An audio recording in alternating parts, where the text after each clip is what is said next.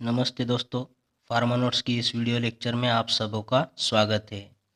आज के इस लेक्चर में हम आरआरबी फार्मासिस्ट एग्ज़ाम 2019 के पूरे सिलेबस के बारे में चर्चा करेंगे। तो इस वीडियो को स्टार्ट से आखिरी तक देख लीजिएगा, क्योंकि इससे आपको आपके प्रिपरेशन की स्ट्रैटेजी बनानी है। ठीक है दोस्तों। तो इसमें काफ़ी सारे मुझे कमेंट आए हैं कि सिलेबस और उसको कहाँ से पढ़ना है, कैसी स्ट्रैटेजी बनानी है, इसके लिए गाइडेंस करो। तो उसके लिए हमने खास करके ये वीडियो बनाया है। जो लोग अभी तक प्रिपरेशन के लिए सीरियस नहीं है, वो इस वीडियो को अवश्य ही देखें, ताकि आपकी स्ट्रैटेजी अच्छे से बन जाए और इस बार आपका सिलेक्शन हो जाए। तो चलिए दोस्तों, लेक्चर को स्टार्ट करते हैं। तो देखिए, आरआरबी फार्मासिस्ट एग्ज़ाम 2019 के अभी तक अगर आपने फॉर्म्स नहीं भरे हैं तो आपको उसको फिलअप कर देना है, क्योंकि इस एग्ज़ाम का जो भी लास्ट डेट है वो 2 अप्रैल है। 2 अप्रैल 2019 ये इसका आखिरी डेट है। आगे 4, 5, 6, 7 तक तो चलते रहेगा, पर उसमें कोई ऑनलाइन पेमेंट का तारीख ख़त्म हो जाएगा, फॉर्म फिलअप का ख़त्म हो जाएगा या रजिस्ट्रेशन का ख़त्म हो जाएगा। तो इससे अच्छा है कि 2 अप्रैल के पहले आप आपका फॉर्म फिलअप कर दो।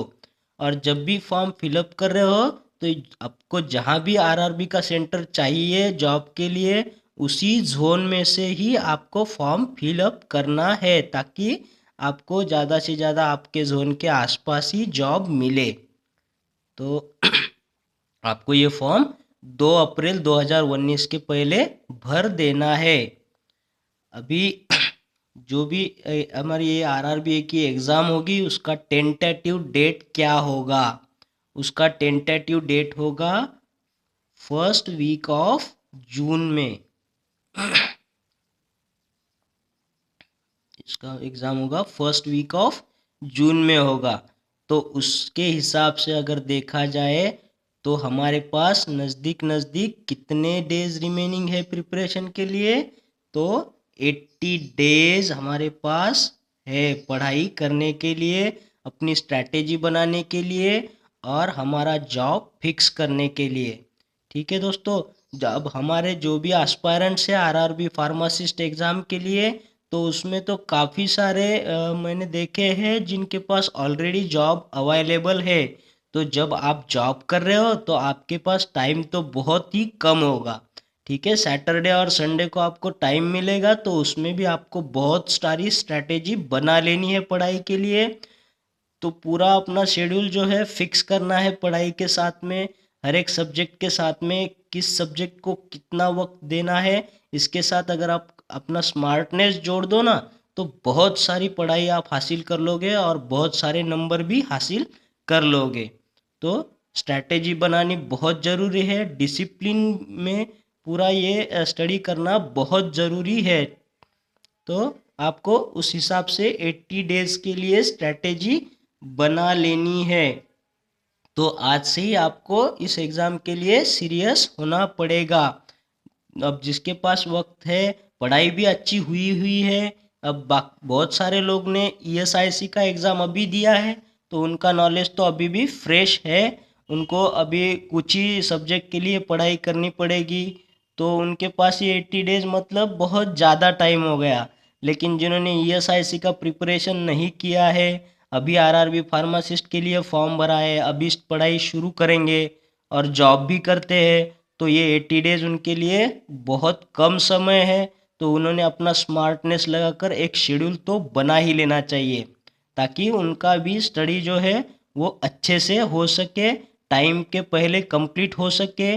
सिलेबस भी काफ़ी वास्ट है, हम उसके बारे में भी अच्छे से चर्चा करेंगे। तो आप इस वीडियो को स्टार्ट से एंड तक देख लेना पूरा का पूरा, और स्ट्रैटेजी बनाना शुरू कर देना आज से ही। तो नेक्स्ट चलते हैं। अब ये एग्ज़ाम में टोटल क्वेश्चंस कितने आएंगे?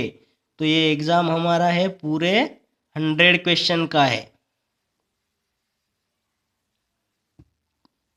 पूरे 100 क्वेश्चंस आएंगे और हर एक क्वेश्चन के लिए 1 मार्क। इसका मतलब 100 क्वेश्चंस जो आएंगे वो 100 मार्क्स के लिए ही आएंगे। तो टोटल मार्क्स कितने हो गए एग्जाम के?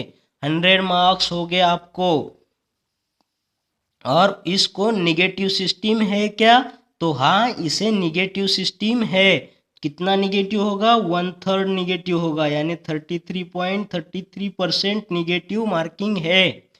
देखिए दोस्तों, ईएसआईसी का जो अभी एग्ज़ाम हुआ उसमें जो भी एग्ज़ाम देने वाले लोग थे उन्होंने अच्छे मार्क्स कमा लिए, पर वो अच्छे मार्क्स उनके टिके नहीं। क्यों? तो उन्होंने काफ़ी रिस्क लेकर तुक्के भी मारे हैं।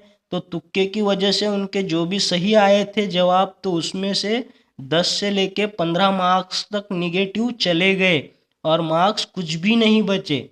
अब उसका कट ऑफ भी जो है ना, वो मतलब ज़्यादा हाई फाई भी नहीं जाएगा और ज़्यादा लो भी नहीं आएगा, बीच में ही आएगा। तो जिन्होंने भी अपनी जो एक्यूरेसी मेंटेन करके ही क्वेश्चंस पेपर को सॉल्व किया है, अटेम्प्ट किया है, तुक्के नहीं लगाए हैं, तो उनके मार्क्स जो भी है ना वो काफ़ी बन गए हैं। लेकिन जो लोग होशियार थे, अच्छे बहुत क्वेश्चन उनके सही है, पर जिन्होंने तुक्के मारे हैं और निगेटिव में चले गए, इसकी वजह से मार्क बहुत कम हो गए। तो स्ट्रैटेजी यही रखना कि तुक्के नहीं मारने हैं एग्ज़ाम में, और जितना सही मालूम है, एग्जैक्ट मालूम है, उसी को ही आपको सॉल्व करना है, उसी क्वेश्चन को अटेम्प्ट करना है। नंबर अच्छे ही बनते हैं। पेपर हमें भी समझ में आता है हार्ड है या आसान है, तुक्के मारने पड़ेंगे या नहीं पड़ेंगे। देखिए, अगर आप पूरी पढ़ाई कर लेते हैं तो फिर आपको भी ये समझ में आ जाता है कि मुझे भी हार्ड जा रहा है, मेरी पढ़ाई तो अच्छी की थी तो सभी को भी हार्ड जाने वाला है। तो आपने वहाँ पे तुक्के नहीं चलाने हैं, ठीक है?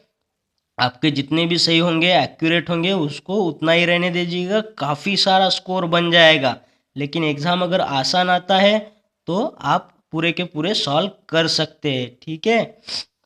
तो तुक्के भी मारना है, पर नॉलेज का यूज़ करके मारना है। एलिमिनेशन मेथड होता है, जैसे 4-5 ऑप्शन दिए हैं तो कौन सा आंसर नहीं हो सकता। इस स्ट्रैटेजी से भी आप अगर सोचोगे तो भी आप आंसर के पास पहुंच जाओगे। तो तुक्के ऐसे अंधाधुंधी में नहीं चलाने हैं, सोच समझ कर ही तुक्का चलाना है। तो चलिए सिलेबस को भी हम डिटेल में समझ लेते हैं ताकि हमारी स्ट्रैटेजी अच्छे से बन जाए। तो इसमें देखिए दोस्तों, ये पूरा जो आएगा वो 100 मार्क के लिए 100 क्वेश्चन आएंगे। और इस 100 क्वेश्चंस में आपको क्या क्या आएगा? इस 100 क्वेश्चंस में 70 मार्क के लिए हमारा प्रोफेशनल नॉलेज आएगा, जो बिलोंग करता है हमारी फार्मेसी फील्ड से। और जो 10 मार्क आएंगे वो जनरल साइंस में से आएंगे। और जो 10 मार्क आएंगे बाकी, वो जनरल अरिथमेटिक, रीजनिंग, इंटेलिजेंस के सिलेबस से होंगे। और ये जो बच्चे 10 मार्क है वो जनरल नॉलेज के सेक्शन में से आएंगे। तो अभी इसमें स्ट्रैटेजी आपको ही बनानी है, किस तरह प्रिपरेशन करना है उसका। तो इसमें देखिएगा, हम देखते हैं हमारा जो सबसे बड़ा सेक्शन है, स्कोरिंग सब्जेक्ट है, वो उस सेक्शन को हम देखते हैं। तो इसमें आपको कोर सब्जेक्ट दिए हैं, जैसे फार्माकोलॉजी है, इसके लिए आपको केडी त्रिपाठी का इस्तेमाल करना है, ठीक है? वो रेफरेंस पुस्तक करके यूज़ होती है केडी त्रिपाठी, ये रेफरेंस बुक है, इसमें से ही सवाल बनेंगे, तो आप इसी में से अपना प्रिपरेशन करिएगा। नेक्स्ट है फार्माकोग्नोसी, इसके लिए आपने जीकेपी का इस्तेमाल करना है। जीकेपी गोखले को कोकाटे एंड पुरोहित की किताब आती है, तो इसमें से क्वेश्चन बनेंगे, इसमें से बाहर नहीं जाते हैं, तो आप इसी को रेफरेंस मान के चलिए। और अगले हफ्ते से हम भी, मतलब अगले ये संडे से, फार्माकोग्नोसी के वीडियोस भी आपके लिए अपलोड कर देंगे, काफ़ी सारे फंडे और ट्रिक्स के साथ। आप कोई भी ड्रग का जवाब अच्छे से लिख पाओगे एग्ज़ाम में, तो आपको ये हम काफ़ी अच्छे से प्रिपरेशन करा के देंगे। पर आपको भी पढ़ना है तो आप इस रेफरेंस बुक को ही इस्तेमाल करके चलिएगा। नेक्स्ट है, यहाँ पे कोर सब्जेक्ट है फार्मास्यूटिकल जूरिस्प्रूडेंस। ये तो बहुत सही सब्जेक्ट है, इसमें से क्वेश्चन बनते हैं। बहुत छोटी किताब है, कुचेकर सर की आती है। तो ये कुचेकर सर की किताब आप लोगों ने लेनी है और एग्ज़ाम तक इसे कम से कम 1 या 2 बार तो भी पढ़ लीजिएगा। पहले समय पढ़ते समय आपको अंडरलाइन करना है, जब दूसरे समय रिवाइज करेंगे तो सिर्फ अंडरलाइन पार्ट को ही पढ़ना है, तो जल्दी से ख़त्म हो जाएगी और इसमें से जो भी सवाल बनेंगे वो आपके बिल्कुल भी गलत नहीं होंगे। लेकिन आपको इसे एक बार तो भी अच्छे से पढ़ना पड़ेगा। नेक्स्ट चलते हैं फार्मास्यूटिक्स की तरफ। इसमें भी जो भी इम्पोर्टेंट टॉपिक्स है, जैसे टैबलेट चलेगा, कैप्सूल, एरोसोल, माइक्रो एनकैप्सुलेशन, बाकी सारे डोसेज फॉर्म और बहुत सारे इम्पोर्टेंट पॉइंट्स भी इसमें से आते हैं। तो आपको इसके लिए भी आपके अगर नोट्स बने बनाए हैं वो पढ़िएगा, नहीं तो आपको इसके लिए लैकमन करके बुक आती है जिसमें 1-2 टॉपिक अच्छे से एक्सप्लेन कर दिए गए। हम भी इसमें से जो भी कोर टॉपिक्स है उस पर वीडियो अपलोड कर देंगे। नेक्स्ट है यहाँ पे HAP, human anatomy and physiology, Wilson की बुक आती है इसके लिए। विल्सन की बुक भी आप पढ़ सकते हो या फिर आपके पास नोट्स है या इसमें पूरा अपने ह्यूमन फिजियोलॉजी और एनाटॉमी पढ़ना है तो वो आप जहाँ से भी बने कर लीजिएगा, पर विल्सन एकदम थरो बुक है, इसमें से भी आप पढ़ सकते हो। कम से कम कोर टॉपिक्स तो पढ़ लेना है। ब्लड वगैरह तो बहुत इंपॉर्टेंट है, ब्लड पे भी बहुत सवाल आते हैं, एक या दो तो आते ही है, तो ब्लड अच्छे से कवर कर लेना है इसमें। नेक्स्ट है बायोकेमिस्ट्री। तो बायोकेमिस्ट्री और बायोटेक्नोलॉजी जो है वो आपको इसके लिए सत्यनारायण की किताब आती है, सत्यनारायण की किताब में से अच्छे से पढ़ लीजिएगा। ये बायोकेमिस्ट्री बायोटेक में आपको बहुत सारे जो भी मतलब कोर क्वेश्चंस बनते हैं ना, तो वो उसमें ऑलरेडी आपको अलग इंक यूज करके लिख के ही दिए हैं, तो उसी पॉइंट्स को भी आप अगर पढ़ लोगे तो जल्दी से ये किताब ख़त्म हो जाएगी। बस आपको उन्होंने जो भी हाईलाइटेड पॉइंट दिए हैं उन्हीं पॉइंट्स को अच्छे से वो लाइन को रीड कर लेना है और जो भी चार्ट वगैरह दिए हैं किताबों में उसको भी एक बार देख लेना है अच्छे से। और जब भी पढ़ाई करो ना लिंक करके करना ताकि भूलेगा नहीं, ठीक है। सब कुछ अच्छे से याद रहेगा और ऑप्शन से आप उसको सॉर्ट आउट कर सकोगे। इसमें नेक्स्ट है माइक्रोबायोलॉजी। ये तो बहुत बड़ी किताब है अनंत नारायण की, पर उसमें से जो भी अपने लिए काम के पॉइंट है उसको आपको सॉर्ट आउट करके पढ़ना पड़ेगा। इसमें भी 1-2 क्वेश्चन ट्रिकी बन सकते हैं जो सिर्फ और सिर्फ ये पढ़ने वालों को आए। तो ऐसे जो सब्जेक्ट है ना उसको भी आप ध्यान से पढ़ लेना। ये आखिरी के मार्क जो होते हैं 1 या 2 जिसकी वजह से सीट जाती है वो वहाँ काम आते हैं ये सब्जेक्ट। नेक्स्ट है इनऑर्गेनिक केमिस्ट्री। इसके लिए आपको लिमिट टेस्ट वगैरह पढ़ना है हर एक मेटल के लिए, जैसे आयरन लिमिट टेस्ट है तो आर्सेनिक लिमिट टेस्ट, वो सब आपको इसमें से पढ़ना पड़ेगा इनऑर्गेनिक केमिस्ट्री में, ठीक है। तो हार्ड वाटर सॉफ्ट वाटर ऐसे भी क्वेश्चंस आते हैं इसमें से और इनऑर्गेनिक कंपाउंड के बारे में भी क्वेश्चंस पूछे जा सकते हैं कि फलाना साल्ट है तो उसका क्या नाम होगा, कॉपर सल्फेट को क्या बोलते हैं, H2SO4 को दूसरा नाम क्या है। तो इस तरह से भी इस पर क्वेश्चन बन सकते हैं। नेक्स्ट है यहाँ पे ऑर्गेनिक केमिस्ट्री। इसकी भी भलन भल की किताब आती है या फिर और कोई आपको पता हो उसमें से नेमिंग रिएक्शन आपको करना है या फिर SN1 SN2 रिएक्शन, ये substitution nucleophilic mono substitution nucleophilic reaction और ये bi nucleophilic substitution reaction, elimination reaction, E form Z form, तो ये सब आपको यहाँ से पढ़ लेना। ये जनरल पॉइंट है ना, बेसिक पॉइंट इस पे बनते हैं, जैसे कार्बोनियम आयन है, कार्बोकैटायन आयन है, कार्बेनियम मतलब क्या, तो ये सब आपको यहाँ से पढ़ लेना है ऑर्गेनिक केमिस्ट्री में से। बेसिक पॉइंट पर एक आधा सवाल आ सकता है। नेक्स्ट है एनालिसिस। तो एनालिसिस में आपको बहुत सारा है, जैसे टाइट्रेशन पढ़ना पड़ेगा, इंडिकेटर्स पढ़ने पड़ेंगे, इसमें आपको स्पेक्ट्रोफोटोमेट्री या इसमें आपको सभी टेक्नोलॉजी IR NMR वो भी पढ़ना पड़ेगा। तो उसमें कौन से डिटेक्टर यूज़ होते हैं, लाइट यूज़ होते हैं, ये सब आपको इसमें देखना पड़ेगा जनरली, ठीक है। तो इस पे भी हम एक आध 2 वीडियो बना देंगे ताकि आपको जो भी पॉसिबिलिटी है क्वेश्चंस बनने की वो भी आपको क्लियर हो जाए। तो आपको भी इस पर फोकस करना है। नेक्स्ट चलते हैं मेडिसिनल केमिस्ट्री।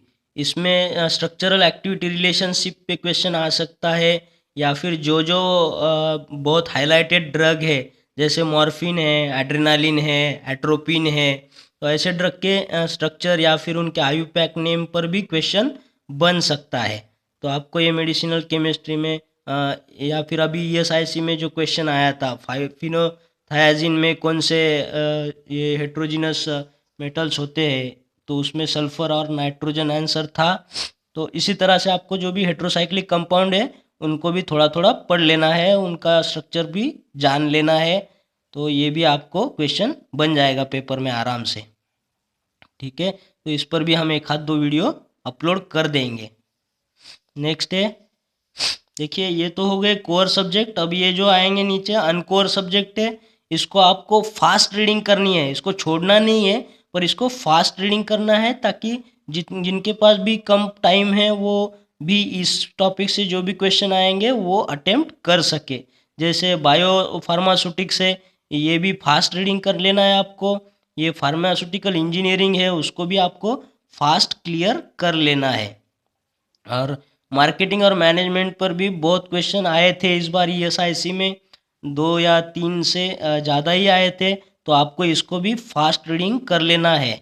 और बायोस्टैटिक, देखो इसको फास्ट रीडिंग करना है, पर जहाँ जहाँ पे भी आपको इंटरेस्टिंग सेंटेंस मिले, इंटरेस्टिंग वर्ड मिले, उसको अंडरलाइन करना है ताकि आपको वो रिवाइज करने का भी मौका मिले। आप अगर संडे सैटरडे इन सब्जेक्ट को रख दो, जिस दिन आपको छुट्टी मिलती है, तो 2 दिन में एक एक किताब तो ख़त्म हो ही जाएगी। और जो भी बाद में आपने अंडरलाइन किया है वो आप एक संडे सैटरडे में पूरा के पूरा किताब को रिवाइज कर सकते हो।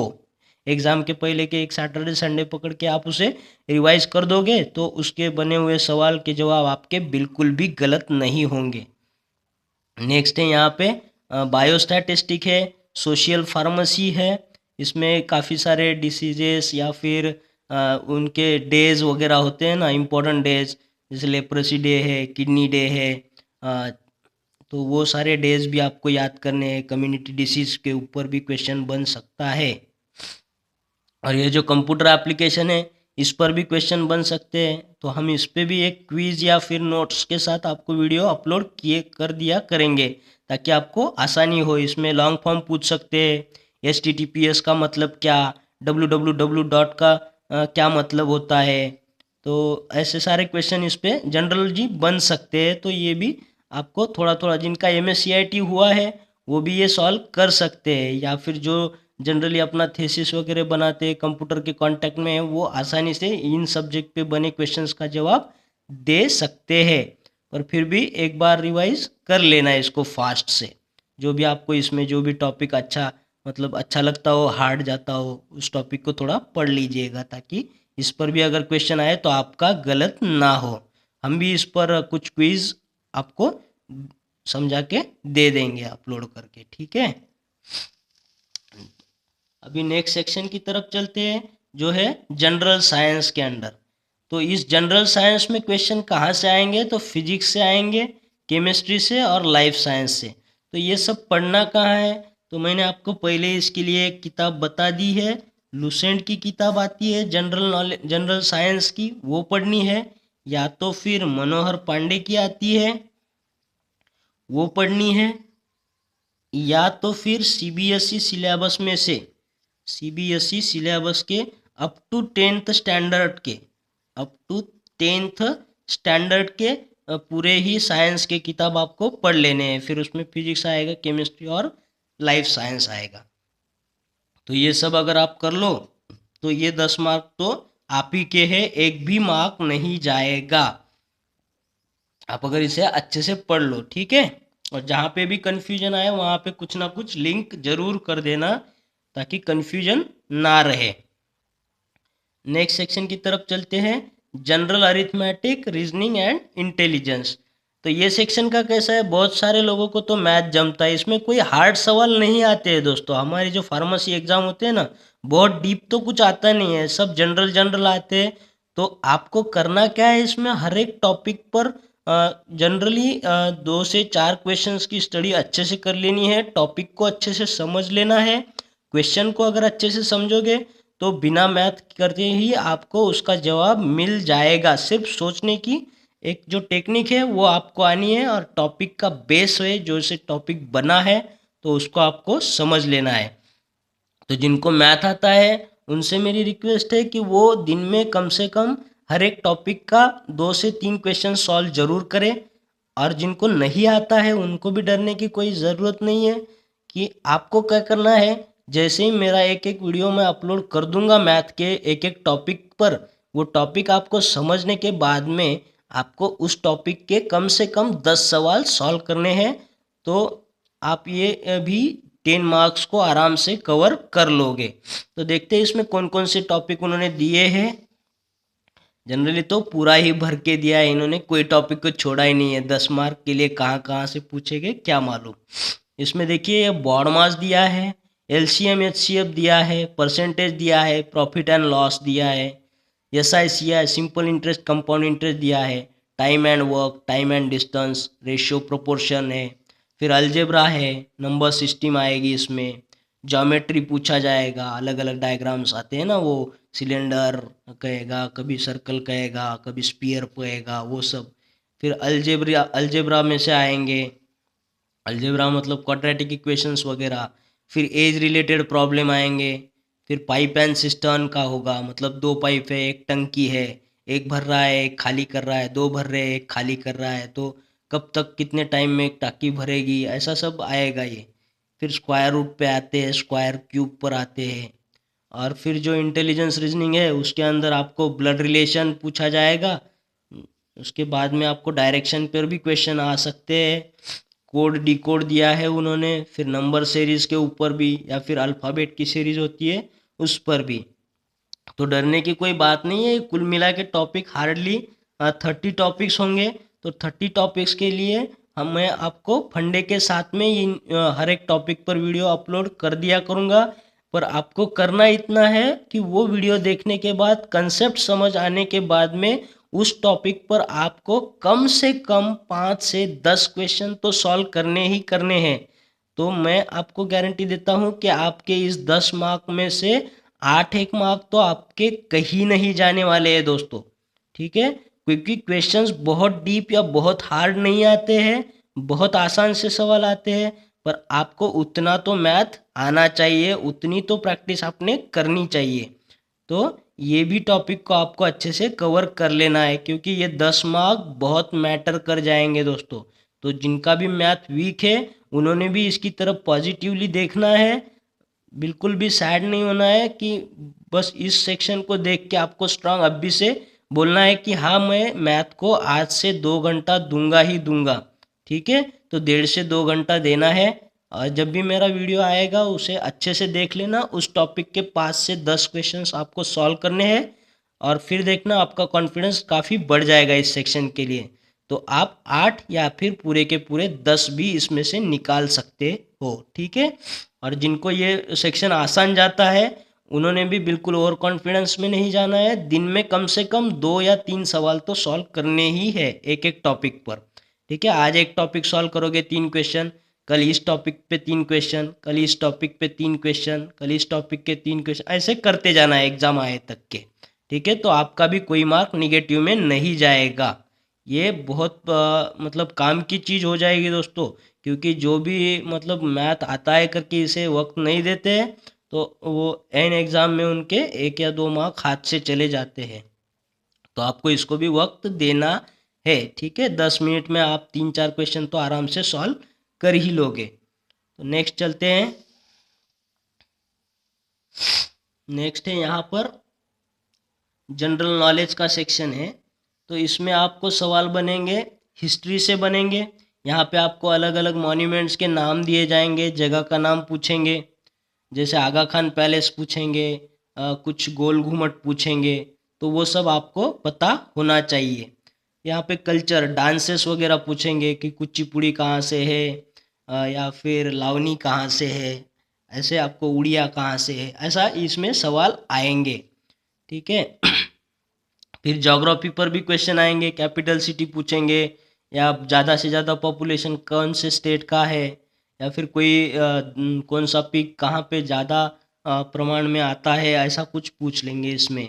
फिर इकोनॉमी से आएगा, इकोनॉमी से आपको पूछा जाएगा कि रेपो रिवर्स रेपो रेट क्या चल रहा है, बैंक रेट क्या है, जीरो कूपन बॉन्ड क्या होता है, बुल मार्केट बियर मार्केट क्या होता है, या फिर यम जीरो मनी क्या होता है, यम वन मनी क्या होता है, यम टू यम थ्री मनी क्या होता है। इस तरह से क्वेश्चन आते हैं, तो आपको इसको डरना नहीं है। मैं आपको इसमें क्विज़ के ज़रिए या फिर छोटे छोटे नोट्स के ज़रिए वीडियो अपलोड कर दिया करूँगा, ताकि जो भी बेसिक सवाल बनने के चांसेस है वो आपको क्लियर हो जाएंगे। नेक्स्ट है पॉलिटी में इसी भी क्वेश्चन बन सकता है, एक या दो, तो वो भी आपको आने चाहिए। कॉन्स्टिट्यूशन पर आपको आर्टिकल पूछा जाएगा, होमोसेक्स के लिए कौन सा आर्टिकल होगा, या फिर जम्मू कश्मीर के लिए कौन सा आर्टिकल होगा। तो ऐसे कॉन्स्टिट्यूशन की पर भी क्वेश्चन बन सकते हैं। यहाँ पर एनवायरनमेंट को भी आपको पढ़ना है, इस पर भी काफ़ी क्वेश्चन आ सकते हैं। जैसे एसिड रेन है, तो एसिड रेन में क्या होते हैं सबसे, जैसे सल्फ्यूरिक एसिड बनेगा या फिर और कौन सा एसिड बनेगा वो सब आपको, या फिर ओजोन लेयर के ऊपर क्वेश्चन बन सकता है एनवायरनमेंट में कि ओजोन लेयर को फार्मूला क्या होगा, या फिर उसको जो छेद कर रहे हैं वो जो एरोप्लेन में से निकलता है धुआं, उसमें क्या होता है। तो वो सब क्वेश्चन ये एनवायरनमेंट में आ जाएंगे। नेक्स्ट है स्पोर्ट में से, इस पर सवाल बनेंगे कि कौन सा कप कौन से गेम के लिए होता है। तो ये सब सवाल ये स्पोर्ट में आते हैं, या फिर अभी का कौन सा गेम कौन से देश ने जीता है, ये सब इसमें बनेंगे।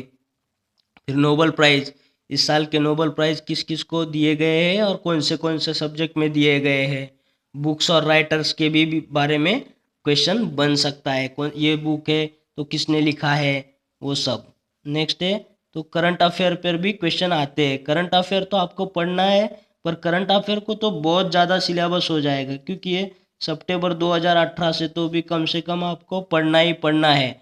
तो जो भी पुरानी मैगजीन्स है आपके दोस्तों दोस्तों के पास में, तो या फिर आपके पास है तो अच्छी बात है। तो इसको इतना रैपिड रिवाइज कर लेना है, बस जो भी न्यूज़ अगर आपको अच्छी लगी हो उसी को ही एग्ज़ाम पॉइंट ऑफ व्यू आपको तैयार कर लेना है। बाकी तो ऐसे ही फास्ट रैपिड में पढ़ के रख देना है, क्योंकि आने कितने 2 से 3 सवाल आएंगे इसके ऊपर, बाकी ये ऊपर के सिलेबस से आ जाएंगे। तो इस जब भी आपको बोर हो रहा हो ना, तो बस ये जनरल नॉलेज की तरफ चले जाना पढ़ने के लिए। और जो भी मैथ कच्चा है उनको तो मैथ को देना है, और बाकी लोगों को अगर बोर हो रहा हो जिनकी मैथ अच्छी है, तो उन्होंने थोड़ा रिफ्रेश होने के लिए भी मैथ सॉल्व करने हैं 2 से 3 सवालों को। ठीक है, और ये कोर और नॉन कोर सब्जेक्ट को भी अच्छे से देख लेना है। जिनके कोर सब्जेक्ट अच्छे बने हैं उन्होंने अभी अनकोर की प्रिपरेशन कर लेनी है स्टार्टिंग में। फिर आखिरी में जो भी आपने प्रिपरेशन करके रखा है तो उसका रिवीजन के लिए भी आपको आखिरी में 5 से 6 दिन रखना है, जो कन्फ्यूजन पॉइंट है उसको भी रिवाइज किया जा सके। ठीक है, और अब अगले हफ्ते हम मतलब ये जो संडे आ रहा है वहाँ से कॉग्नोसी के वीडियोस भी आपके लिए ट्रिक्स और फंडे के साथ अपलोड कर दिया करेंगे। साथ ही साथ मेरा आपको मैथ का वीडियोस भी मिलता रहेगा, रोज़ मिलेगा या फिर 1 या 2 दिन बाद मिलता रहेगा, पर हम उसमें हर एक टॉपिक क्लियर कर देंगे। और ये जनरल साइंस भी आपको पढ़ना शुरू करना है। लुसेंट की किताब से पढ़ो, मनोहर पांडे से पढ़ो, या फिर सीबीएसई की किताब यूज़ करो। जूरिस्प्रूडेंस भी पढ़ना चालू करो, इसके भी वीडियो मैं डाल दूंगा 1 या 2। चाहे टॉपिक आसान हो या मुश्किल हो, वीडियो आपको मिलेंगे और ट्रिक्स और फंडे के साथ ही मिलेंगे, ताकि आपको दोबारा उस टॉपिक को पढ़ने की ज़रूरत ना पड़े और आप एग्ज़ाम में आसानी से सही ऑप्शन क्लिक कर सको।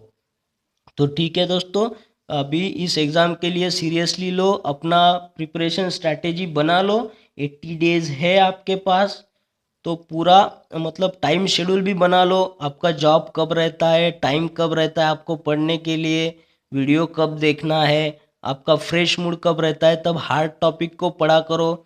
जब मूड फ्रेश ना हो तो आपको जो आसान लगे इंटरेस्टिंग लगे वो टॉपिक को पढ़ा करो। लेकिन आपकी हर बार जो भी आपका ध्येय की तरफ बढ़ने का जो भी आपका मंतव्य है उसे ही क्लियर करते रहना, क्योंकि बाकी चीज़ों को आप एग्ज़ाम होने तक के तो स्टॉप कर दो। सिर्फ अभी पढ़ाई पर ध्यान देना है, वही फोकस करना है, और एग्ज़ाम तो निकाल कर ही रहना है।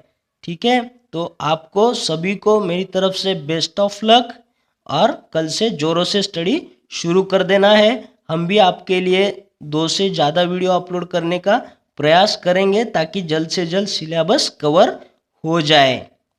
तो तब तक के लिए थैंक यू सो मच।